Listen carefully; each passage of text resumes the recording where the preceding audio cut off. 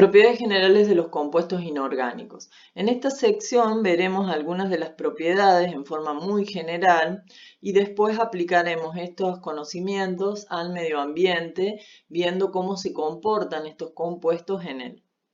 Empezamos con los óxidos metálicos y recordamos que los óxidos metálicos están formados por un metal y el oxígeno, un compuesto que es binario. Y los vamos a clasificar en óxidos básicos, que son los óxidos que cuando se disuelven en agua presentan características básicas, como son un pH mayor a 7. Los que se comportan de esta forma son en general los elementos del grupo 1 y 2, ya que son muy electropositivos, y con el oxígeno, que es muy electronegativo, en general presentan un enlace iónico. Entonces por eso también se los llama óxidos iónicos. En la otra extremo o en la otra clasificación tendríamos los que se comportan de distintas formas. A veces tienen comportamientos básicos, anfóteros o ácidos. Es decir, no hay una predicción, no se podría hacer una predicción exacta de cómo se van a comportar. Estos en general son todos los metales de transición. Los cuales algunos presentan características básicas, igual que los óxidos básicos, que eran los del grupo 1 y 2. Otros presentan características ácidas cuando se los disuelve en agua, y otros anfóteros. Cuando hablamos de anfóteros quiere decir que son óxidos que, según el medio en el que estén, se van a comportar como un ácido o como una base. Algunos presentan también enlaces covalentes, otros son iónicos y otros son poliméricos. Es decir, que en este grupo nosotros no podríamos hacer una predicción o decir por qué es un metal de transición se va a comportar de tal forma. Bien, son generalidades y las tendencias son muy variadas.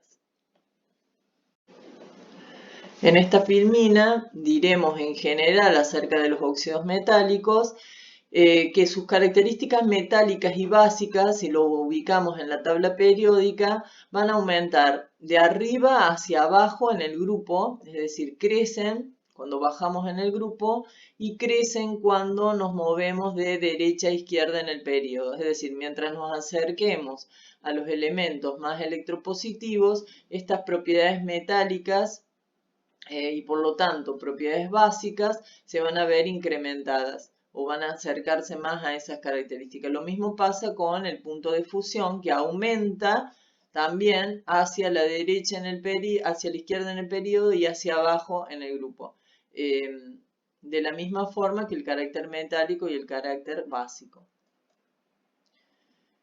Acá en esta filmina se muestran algunos ejemplos que ya los vieron en la filmina inicial, que es la cal viva, que es el óxido de calcio, que luego se le agrega agua y se le llama cal apagada y que se utiliza como material de construcción.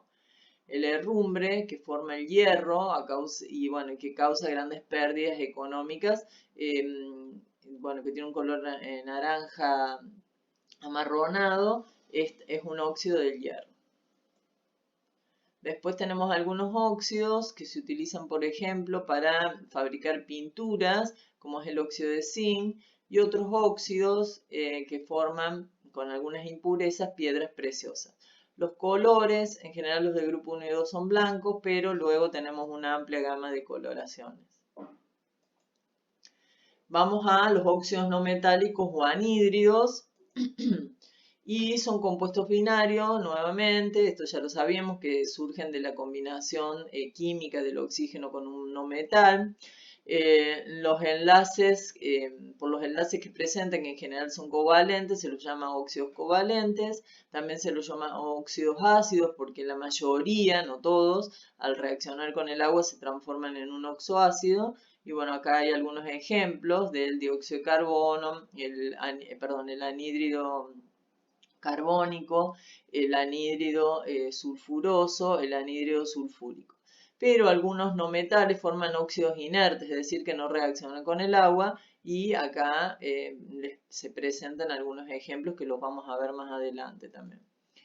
Dentro de las propiedades de los óxidos no metálicos diremos que sus puntos de fusión y ebullición disminuyen con el periodo y en algunos casos son sólidos a temperatura ambiente, mientras que otros son gases.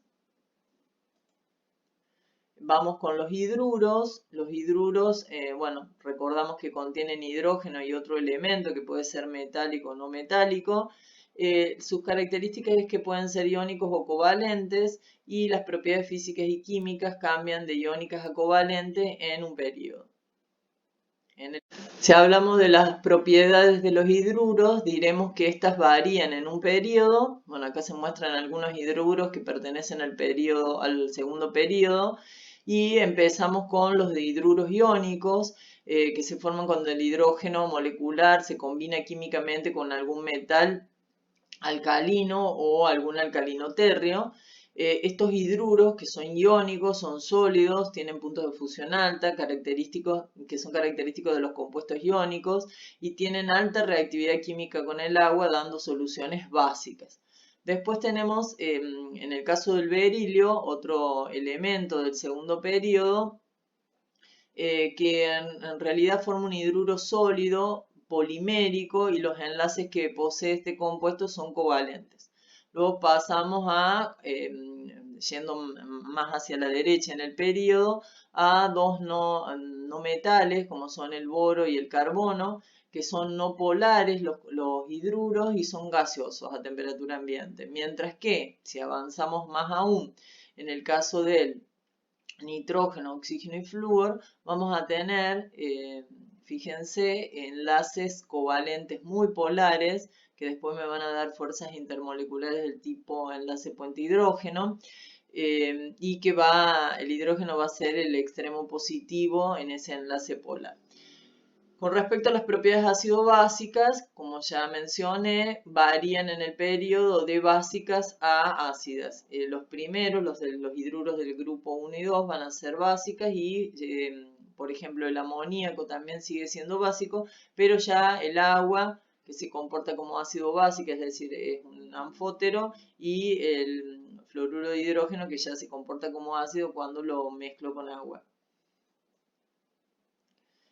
Con respecto al grupo, a medida que se desciende en cualquier grupo de los compuestos, cambian los enlaces desde covalente a iónicos. Por ejemplo, en el grupo 2A, el berilio, que es uno de los primeros del grupo de los alcalinotérreos, y el magnesio forman enlaces covalentes con el hidrógeno, mientras que después el calcio, el estroncio y el bario son iónicos.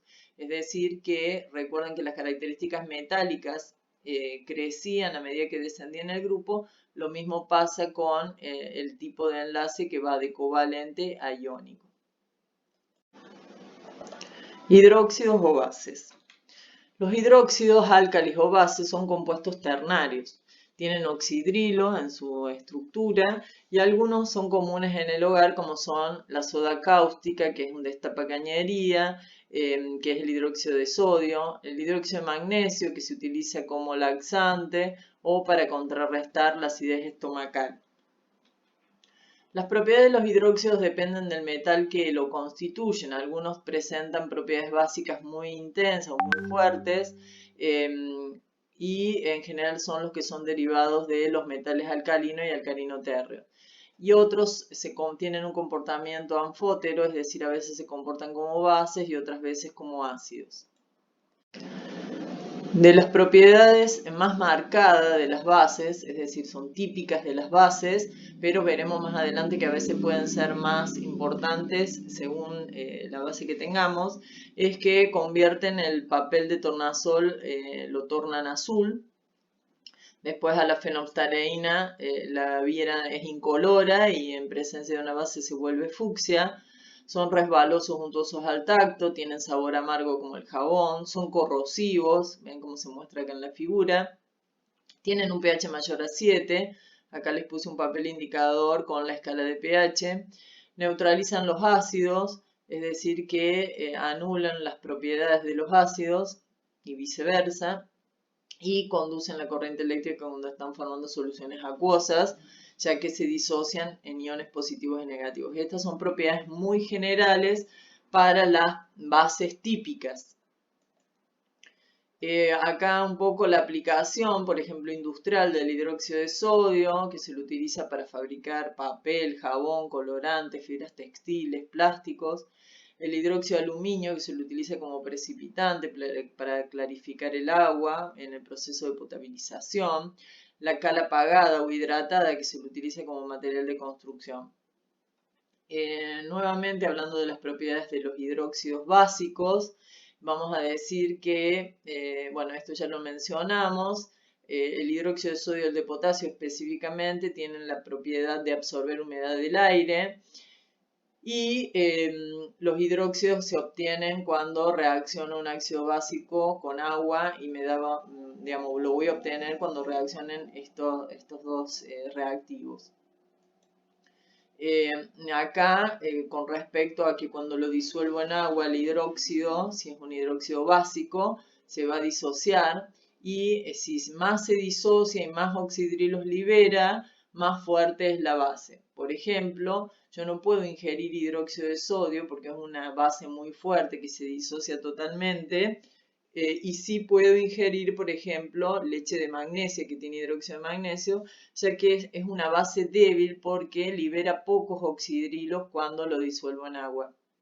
No se ioniza totalmente como el hidróxido de sodio.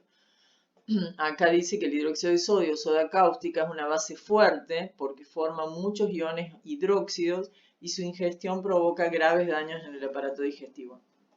Esta filmina es importante porque habla de cuándo son fuertes y cuándo son débiles las bases. Con respecto a la solubilidad, la mayoría son solubles, pero hay varios que son insolubles. Básicamente los hidróxidos anfóteros son principalmente insolubles. Vamos a hablar de los ácidos, las propiedades, que tienen sabor amargo y cambian el papel de tornasol a color rojo. Hay ácidos fuertes que son corrosivos, atacan los tejidos, por ejemplo, y hay otros ácidos que son débiles y que pueden ser consumidos y son los que se encuentran en general en los alimentos. Los valores de pH para los ácidos son menor de 7 y más pequeño sea ese valor, más tienda a 0, más ácida es considerada la sustancia. Con respecto a las propiedades, vamos a decir que atacan la mayoría de los metales, excepto el oro y el platino, y cuando lo hacen desprenden hidrógeno molecular. Con los carbonatos y los bicarbonatos también son atacados por los ácidos, pero liberan dióxido de carbono, que es lo que se muestra en esta imagen. Un huevo que ha sido sumergido en una sustancia ácida y las burbujas serían o corresponden al dióxido de carbono. Disueltos en agua conducen la corriente eléctrica porque se disocian en cargas positivas y negativas.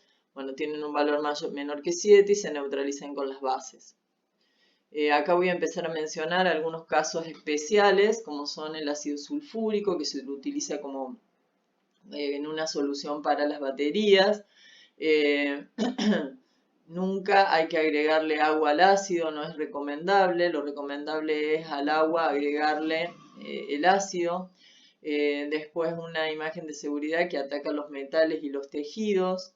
La fórmula, la estructura molecular tridimensional. Como lluvia ácida, cómo quedan los bosques luego de haberse precipitado en forma de lluvia ácida, que en general pierde el follaje. Y esta imagen en realidad es de un recipiente que contiene ácido sulfúrico al 98% y que menciona acá algunas cuestiones o recomendaciones de seguridad. Otra característica que tiene el ácido sulfúrico es que es deshidratante y entonces cuando ataca, por ejemplo, material orgánico proveniente de los vegetales, como puede ser el azúcar, la madera, el algodón y el papel, estos se convierten, van a ver de un color marrón muy oscuro hasta negro y es porque quedan carbonizados por el accionar del ácido. En el caso del ácido nítrico ataca la mayoría de los metales, acá está atacando un pedazo de cobre, se lo utiliza para fabricar nitratos y colorantes, es incoloro corrosivo, libera gases oxidantes, es un oxidante poderoso, fíjense acá como un accionar negativo es agregar material combustible al ácido, puede traer incendios. Esta imagen de seguridad también ataca los metales, los tejidos, es combustible y es oxidante fuerte. también es uno de los constituyentes de la lluvia ácida. Otro caso particular es el dióxido de carbono, que cuando lo disolvemos en agua obtenemos el ácido carbónico, que es un ácido débil, y el ejemplo de aplicación de esto son las aguas que son gaseosas, las aguas carbonatadas le llama acá, pero bueno, serían las gaseosas, que su leve sabor ácido es debido a la incorporación de dióxido de carbono que se transforma en parte en ácido carbónico. Después tenemos otro caso que es el ácido clorhídrico industrial, conocido como ácido muriático, y se utiliza para la limpieza de metales, para soldaduras, también a veces se lo utiliza para limpiar superficies calcáreas.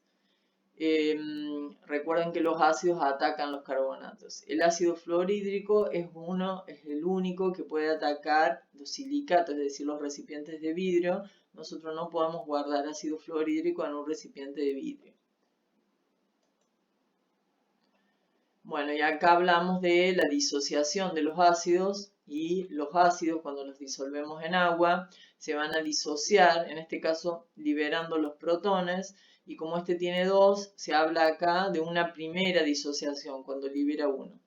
Esta mayor o menor disociación que tienen los ácidos hacen que los ácidos sean fuertes o no tan fuertes, más liberación de protones tengan, más fuerza va a tener el ácido, y entonces va a ser un ácido corrosivo que nosotros no vamos a poder ingerir. Los que nosotros llamamos ácidos débiles, que sí podemos ingerir, esta disociación no es tan grande o no es tan fuerte. Voy a hablar de las sales. Voy a mencionar algunas propiedades, como que son compuestos iónicos y pueden ser oxosales o sales aluras. Reaccionan o se forman cuando reacciona un ácido con una base en una reacción química llamada neutralización. Siempre tienen presente un metal o un no metal, y las aluras no tienen oxígeno, mientras que las oxosales sí. Tienen diferentes aplicaciones que son innumerables, lo mismo que sus propiedades físico-químicas. Cuando se disuelven en agua, que no todos la hacen, se disocian en electrolitos y por eso conducen la corriente eléctrica. Y con respecto al pH, cuando se disuelven en agua, pueden comportarse como neutras, alcalinas o ácidas, dependiendo del ácido y la base de la que provengan. Algunas sales, por ejemplo, las sales neutras van a provenir de un ácido y una base fuerte, las sales alcalinas de una base fuerte y un ácido débil, y las sales ácidas van a provenir de un ácido fuerte y una base débil. Hay algunas sales que no se disuelven en agua, son muy poco solubles, como son los carbonatos, fosfatos, cromatos y sulfuros, a excepción que tengan como anión, como catión, metales alcalinos o ion amonio.